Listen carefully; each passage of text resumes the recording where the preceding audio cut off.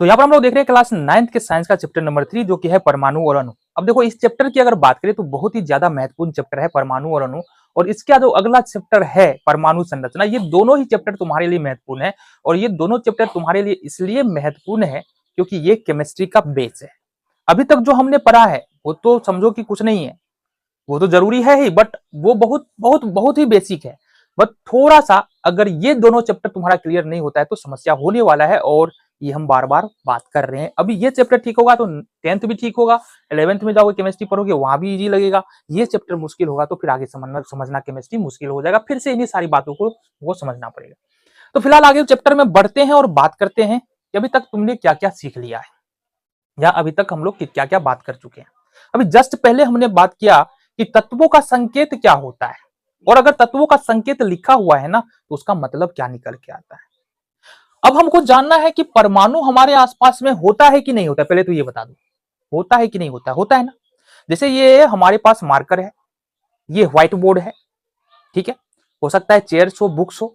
हमारे आसपास में बहुत सारी वस्तुएं पाई जाती है, और हर एक वस्तु हमको पता है कि एटम्स यानी कि परमाणुओं से मिलकर के बना होता है। ये भी बातें क्लियर है, बहुत बढ़िया।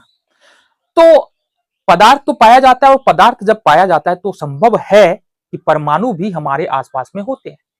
लेकिन परमाणु हमारे आसपास में होते तो है, बट परमाणु के रूप में नहीं होते। अब ये क्या मतलब हो गया? देखो बहुत कम ऐसे परमाणु है जो स्वतंत्र रूप से हमारे आसपास में देखने को मिल जाएंगे। जैसे यहां पर हीलियम हो गया, नियोन हो गया, आर्गन हो गया, क्रिप्टोन हो गया, जेनोन हो गया, रेडोन हो गया।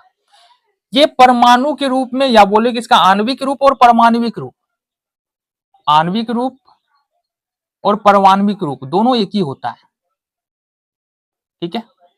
बेसिकली ये परमाणु के रूप में ही स्वतंत्र रूप में पाया जाता है।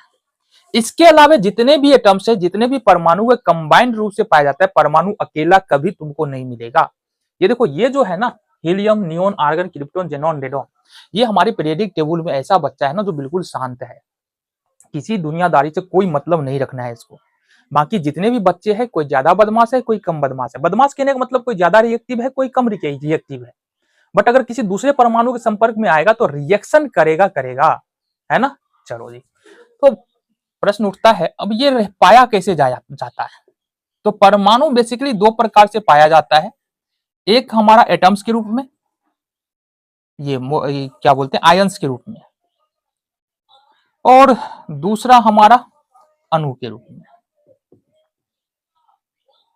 मॉलिक्यूल्स के फॉर्म में। दो प्रकार से पाया जाता है।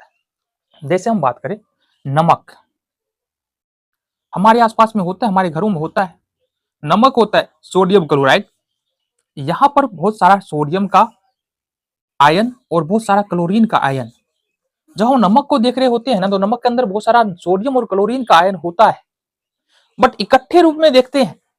ऐसा नहीं है कि वहां पर हमको सोडियम का आयन दिखाई देगा, क्लोरीन का आयन, तुमको नमक दिखाई देगा, बस उसके अंदर में होता क्या है, सोडियम का आयन और क्लोरीन का आयन। तो बेसिकली कुछ पदार्थ आयंस के रूप में पाए जाते हैं, कुछ पदार्थ के अंदर जो एटम्स होता है आयंस के फॉर्म में होता है, कुछ पदार्थ में जो एटम्स होता है, परमाणु होता है, वो अणु के फॉर्म में होता है। जैसे कि H2O हो गया, CO2 हो गया, इसके अलावा NH3 हो गया, CH4 हो गया। अब ये सारे के सारे जो पदार्थ है, यहाँ पर कुछ उदाहरण हमने दिया है, इतना ही पदार्थ नहीं है, बहुत सारा पदार्थ है। अब ये बेसिकली अणु, इनमें जो एटम्स पाया जाता है वो मोलिकुलर फॉर्म में है, वो अणु के रूप में है। तो बेसिकली कहने का मतलब, और भी देखो तात्विक अणु का भी उदाहरण ले लेते हैं ना, H2 हो गया, Cl2 हो गया, JnI2 हो गया। अच्छा, इसका मतलब क्या है ना, अभी हम बात करने वाले, घबराओ मत। ऐसा नहीं है कि हम ऊपर ऊपर बता के चले जाने वाले हैं।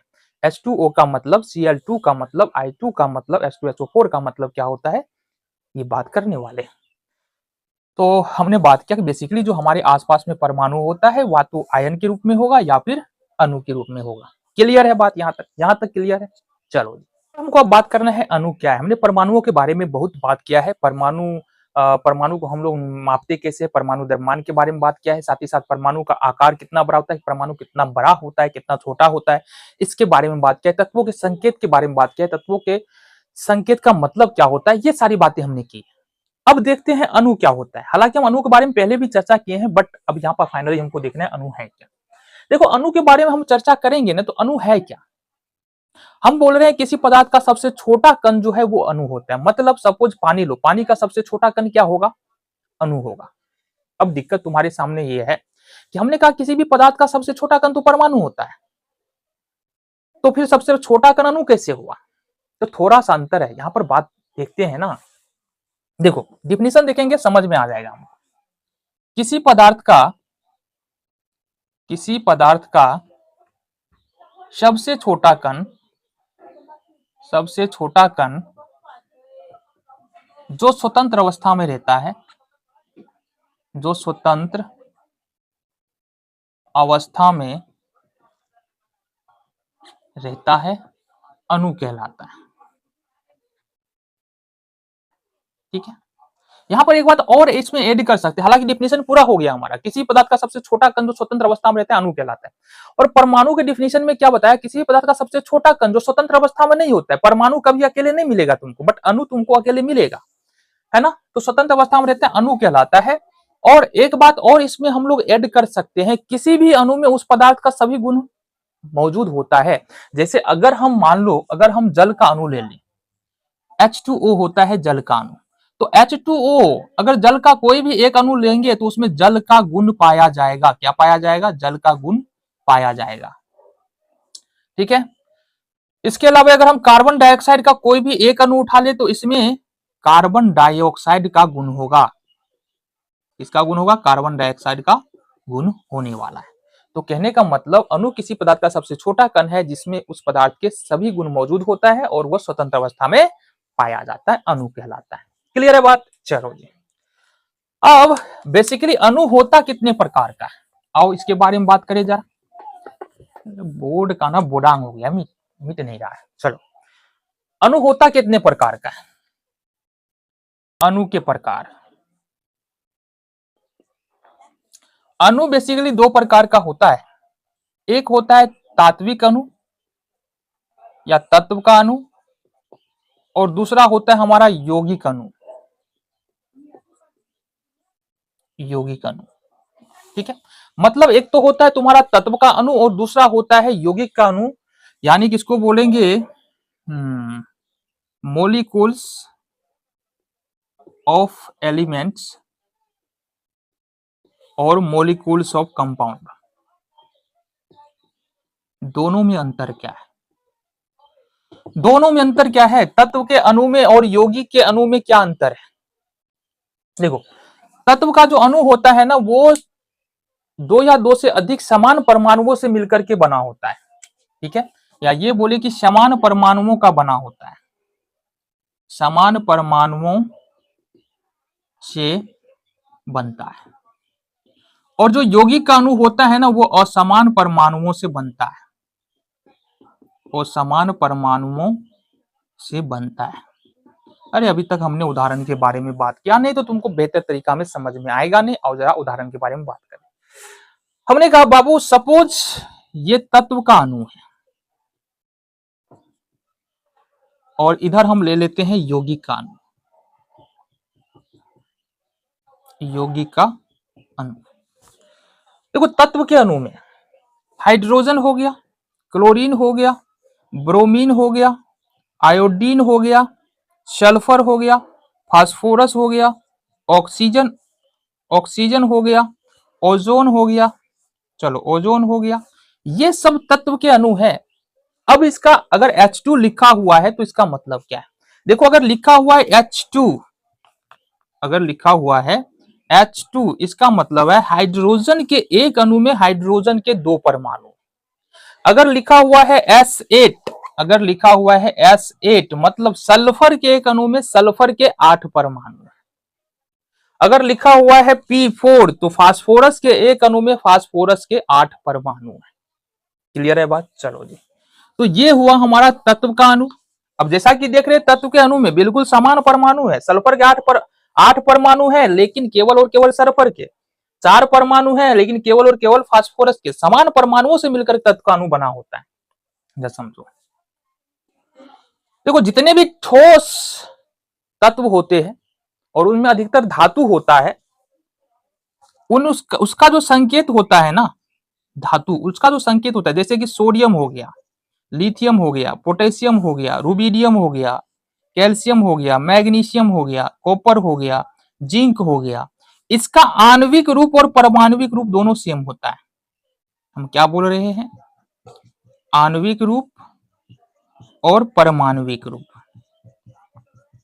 दोनों सेम होता है। मतलब अगर हम Na लिख रहे हैं, अणु लिख रहे हैं, तो Na लिखेंगे, और परमाणु को भी दर्शाने के लिए हम Na का ही प्रयोग करेंगे।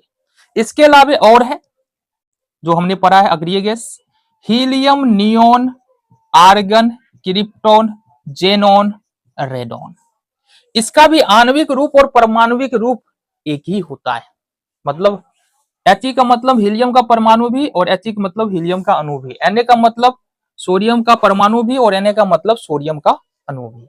यौगिक का अणु क्या होता है? जैसा हमने बताया कि यौगिक का अणु दो या दो से अधिक असमान परमाणुओं से मिलकर के बना होता है। जैसे उदाहरण की बात करें यहां पर, जैसे H2SO4 सल्फ्यूरिक अम्ल, H2O, NH3, CO2, HNO3।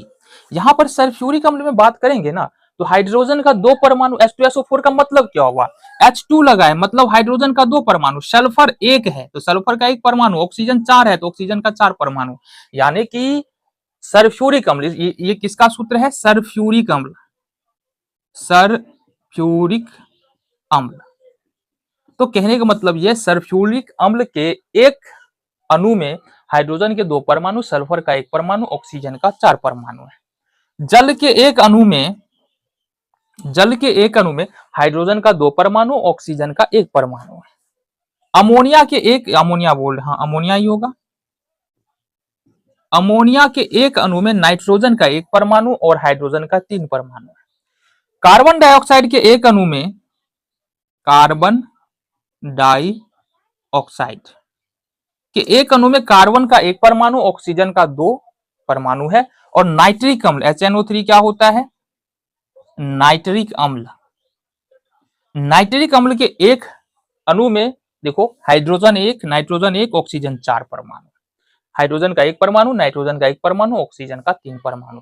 तो बेसिकली कहने का मतलब यह है, यहां से तुमको समझना था कि तत्व का अणु क्या होता है, यौगिक का अणु क्या होता है। यहां से तुमको समझ में आ गया, तत्व का अणु समान परमाणुओं का बना होगा और यौगिक का अणु दो या दो से अधिक असमान परमाणुओं का बना होगा। यहां तक तुमको समझ में आ गया तत्व का अणु और यौगिक का अणु क्या होता है, अणु क्या होता है। अब आगे बात कर लेते हैं परमाणुकता क्या होता है।